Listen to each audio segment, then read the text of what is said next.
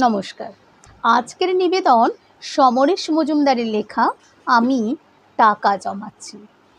আমি টাকা জমাচ্ছি। যেদিন অনেক টাকা হবে, সময় কেনার মতো টাকা, সেদিন কিছু সময় কিনে নেব।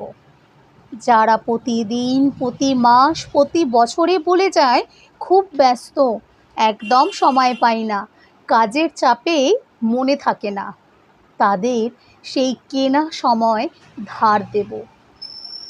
সময় কেনা হয়ে গেলে আমি আবার টাকা জমাবো। এরপর কিনবো অজুহাত। পৃথিবীর সমস্ত অজুহাত কিনে জমা করব। সময়ের অভাবে, অজুহাতের কারণে কেউ যেন আর প্রিয় মানুষদের ভুলে না যায়। তাই অফুরন্ত সময় আর শূন্য অজুহাতের এক পৃথিবী বানাবো। তাই